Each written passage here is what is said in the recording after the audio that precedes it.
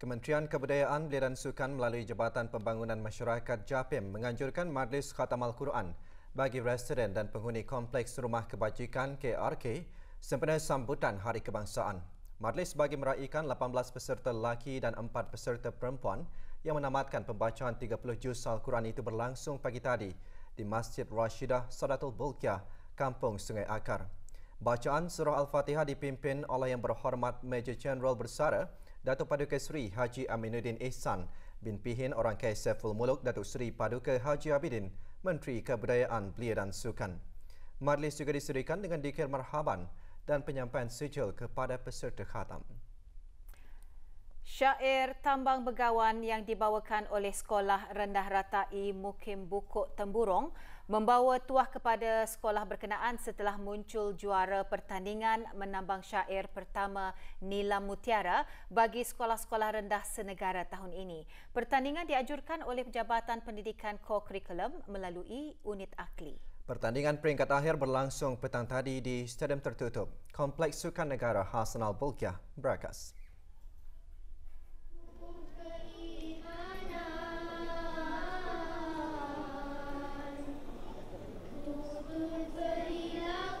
Sekolah Al-Falah Cawangan Melaut Ban 5 dengan syair Tambang Berunggai lancar memenangi tempat kedua dan tempat ketiga pula Sekolah Yayasan Sultan Haji Hasan Al-Bolkiah dengan syair Tambang Begawan.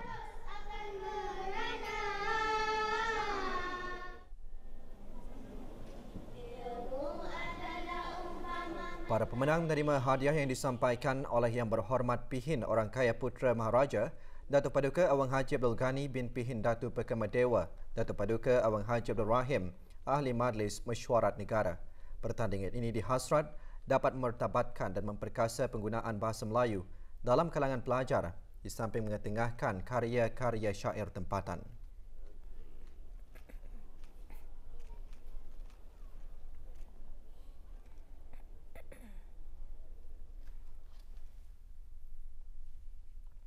Khutbah Jumaat hari ini menghuraikan peranan hati ke arah menentukan dan mencorak cara hidup seseorang. Huraiannya seketika nanti, teruskan bersama kami dalam Berita Perdana.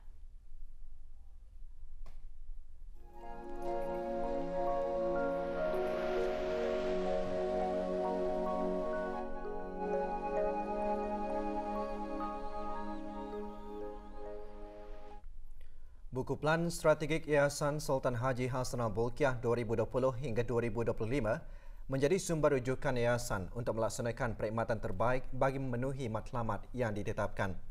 Ia dilakukan melalui sistem terbaik, sumber manusia yang kompeten dan persekitaran kerja yang kondusif seiring dengan perkembangan kemajuan teknologi, kehendak serta keperluan semasa.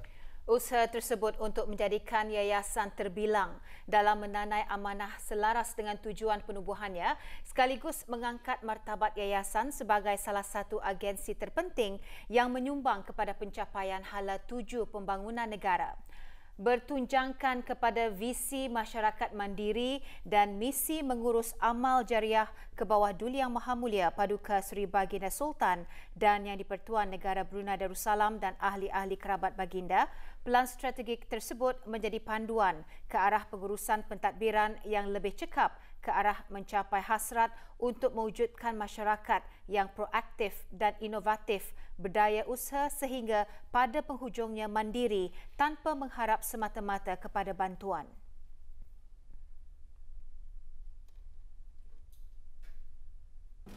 Alhamdulillah, dengan berkat di bawah kepimpinan Duli Yang Teramat Mulia Pangeran Muda Abdul Malik, Ibni ke bawah Duli Yang Maha Mulia Paduka Seri Baginda Sultan Haji Hasan Al-Bolkiah Muizzaddin Wad Daulah, pengurusi Jemaah Takbir Yayasan Sultan Haji Hasan Al-Bolkiah telah pun berjaya menghasilkan Pelan Strategik 2020 hingga 2025 yang mana merupakan salah satu usaha sebagai panduan dalam menentukan program dan tindakan bagi mencapai matlamat yang dihasratkan. Pelaksanaan pelan strategik tersebut dijangka merealisasikan 3 tanda aras kualiti iaitu peningkatan akses kepada perkhidmatan bantuan yang berkualiti tinggi dan boleh dipercayai, perancangan yang berterusan serta optimal demi mendukung tanda pemedulian dan kasih ke bawah Duli Yang Maha Mulia Paduka Seri Baginda Sultan dan Yang di-Pertuan Negara Brunei Darussalam kepada rakyat agar dapat berdaya usaha sendiri dan menjadi teladan dan tunjang kepada pembangunan sosioekonomi, sosiobudaya dan bidang agama demi keharmonian masyarakat. Pelan strategik ini menggariskan 4 matlamat utama, yakni mengimbangi pemulihan keperluan asasi, mendukung pencapaian taraf sara diri, mendukung pencapaian pendidikan yang berkualiti dan saksama serta kemampanan kewangan. Pelan strategik ini diharapkan akan memperkukuhkan lagi kerjasama melalui persejajaran bersama pihak agensi kerajaan serta usaha sama dengan rakan-rakan strategik yang menjadi tulang belakang dalam menjayakan usaha Yayasan Sultan Haji Hassanan Bolkiah, terutama sekali dalam memperluaskan jangkauan kepada masyarakat agar tidak berlakunya ketirisan. Allah Subhanahu Wa Taala menciptakan manusia dengan tubuh badan yang cukup sempurna. Salah satu dalam tubuh manusia yang paling istimewa adalah hati. Hati mempunyai peranan yang sangat besar kerana ia menentukan dan mencorak cara hidup seseorang. Hati itu ibarat raja, manakala anggota badan yang lain pula adalah pengawalnya. Sebagai umat Islam, hendaklah sentiasa berusaha untuk memelihara dan menjaga hati dengan sebaik-baiknya agar hati sentiasa menempuh jalan kebaikan dan kebajikan sesuai dengan perintah agama dan suruhan Allah.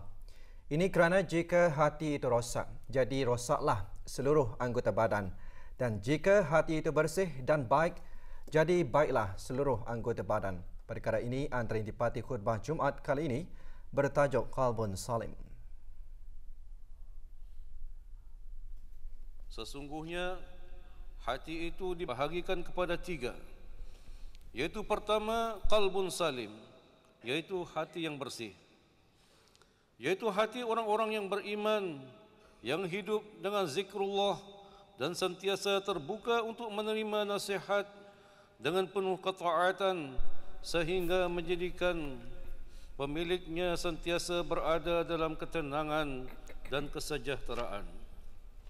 Kedua, qalbun marid, iaitu hati yang sakit, iaitu hati yang dipenuhi dengan pelbagai penyakit seperti sifat ria, hasad, ujub, yakni bangga diri dan sebagainya.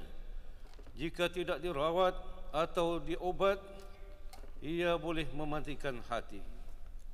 Ketiga, qalbun mayit, iaitu hati yang mati, iaitu hati yang tutup daripada menerima segala nasihat kerana telah dikawal oleh hawa nafsu dan syaitan sehingga berpaling daripada mengingati Allah Subhanahu wa taala.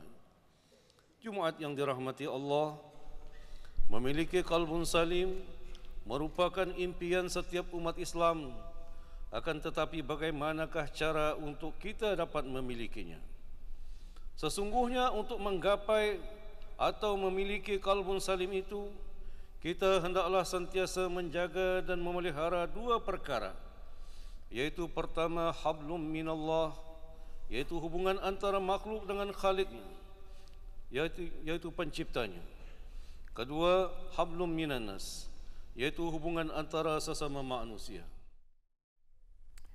Dalam memberikan persediaan bagi bakal jemaah haji negara untuk mempersiapkan diri mereka sebelum bertolak ke Tanah Suci bagi mengerjakan rukun Islam kelima, Kementerian Hal Ehwal Agama melalui Jabatan Urusan Haji pada masa ini melaksanakan kursus ibadat haji bagi musim haji tahun ini.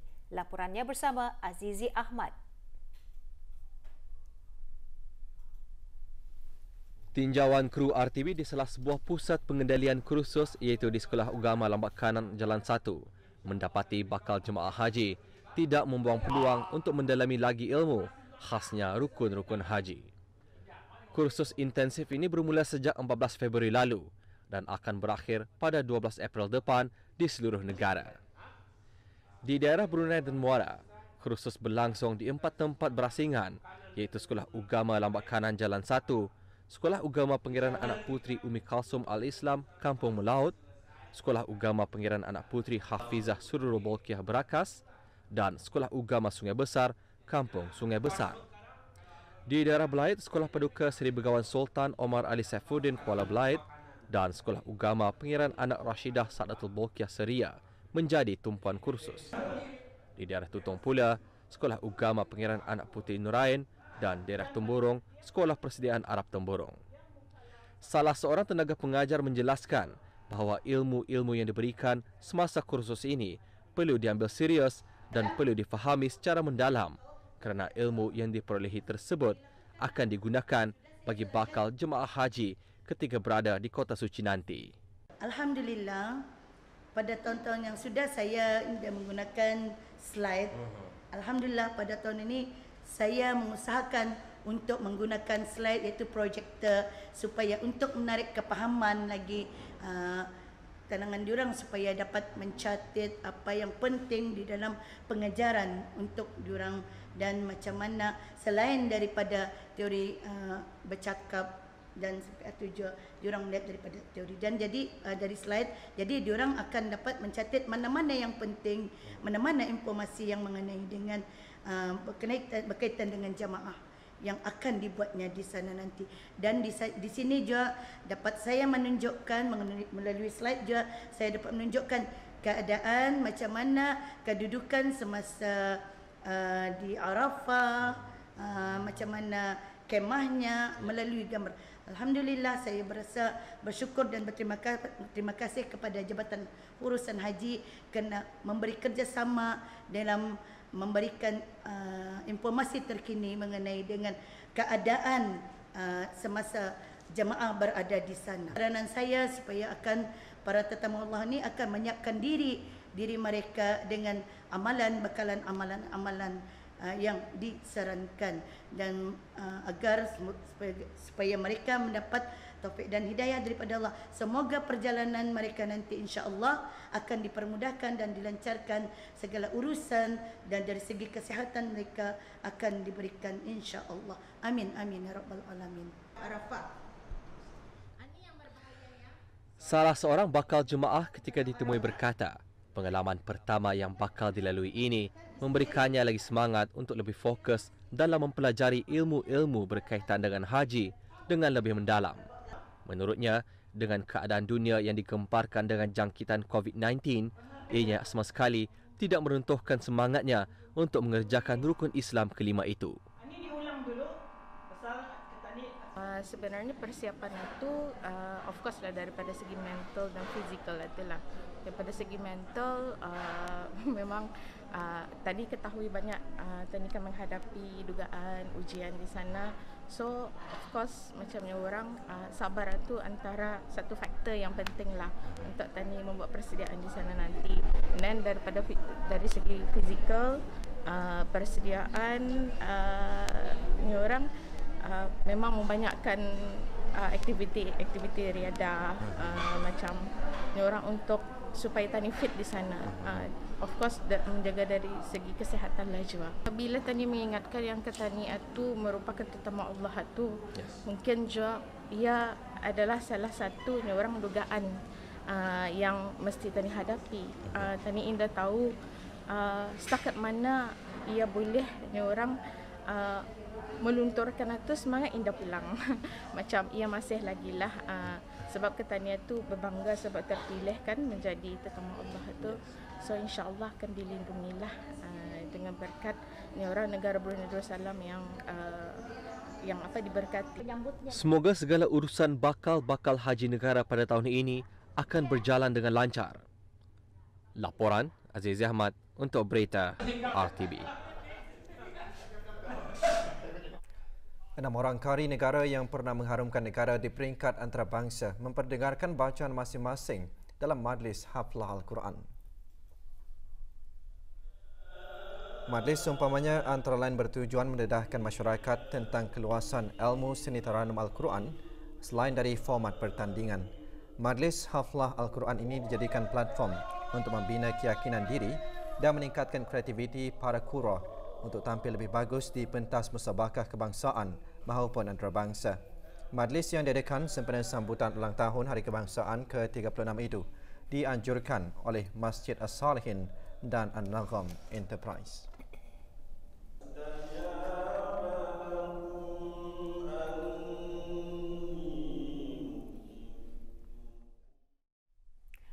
menangani isu sosial dalam kalangan belia, khususnya belia masjid. Itulah matlamat Jabatan Hal Ehwal Masjid mengambil inisiatif mengadakan program Qiyamul Lail bagi belia-belia masjid di daerah Belait. Program yang dikendalikan melalui bahagian imarah itu diadakan dengan kerjasama Jawatan Kuasa Takmir Masjid Kampung Sungai Liang. 50 orang belia masjid di daerah Belait mengambil bahagian dalam program tersebut yang diadakan selama 2 hari di Masjid Kampung Sungai Liang. Pengisian program termasuk tazkirah, sembahyang fardu subuh berjemaah dan bacaan surah Al-Waqiah. Program akan dilaratkan ke 3 daerah lain, juga diadakan kempen kebersihan di dalam dan luar masjid berkenaan.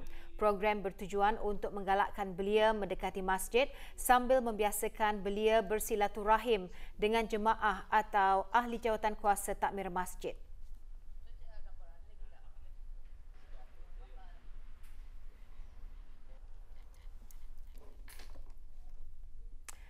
Jabatan Bomba dan Penyelamat akan mengadakan gerak latihan sepadu 2 bersama pasukan polis Diraja Brunei dan Perkhidmatan Ambulans Perubatan Kecemasan atau Emergency Medical Ambulance Services (EMAS) esok di kawasan Bandar Seri Begawan dan Yayasan Sultan Haji Hassanal Bolkiah. Latihan diadakan dari pukul 8 hingga 11 pagi. Sehubungan itu, orang ramai dinasihatkan supaya tidak berasa cemas semasa latihan dijalankan yang juga akan melibatkan penggunaan jentera. Para pengguna jalan raya juga disaran untuk memberikan kerjasama dan tidak menghampiri kawasan latihan dijalankan. Bola sepak Liga Perdana Singapura. Brunei di PMMFC mulakan aksi dalam musim baharu Liga dengan menentang Tampines Rovers di laman sendiri. Kita lintas langsung ke Stadium Negara Hassanal Bolkiah, Berakas untuk mengikuti perkembangan perlawanan tersebut.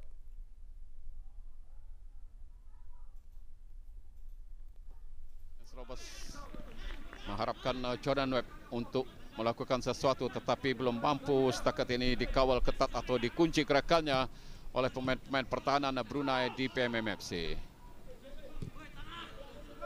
Jordan Webb.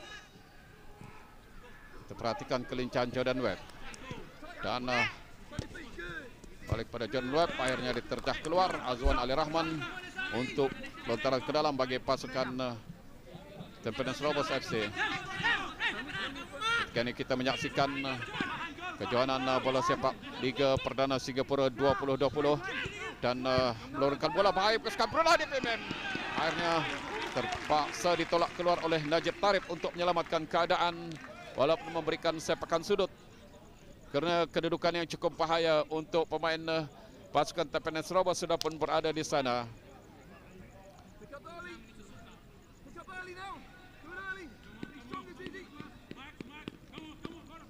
Dia gerak perlahan, sedikit kedudukan yang cukup bahaya. Terjahan yang dibuat dengan baik oleh Najib Tarif. Sepakan sudut baru dilakukan. Second pause. Namun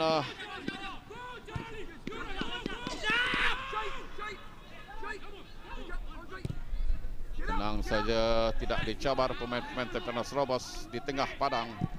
Panah jauh. Bahaya dan kurang baik kawalan yang dilakukan.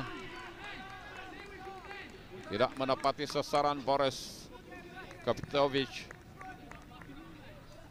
Kawalan kemas Emerson. Sepakan yang cukup baik. Terus mencari Barangko. Tidak dibantu. Lempatan liar yang dilakukan pemain pertahanan Tampines Rovers untuk lontaran ke dalam, menyadari pemain Brunei yang berada di sana cukup membahayakan.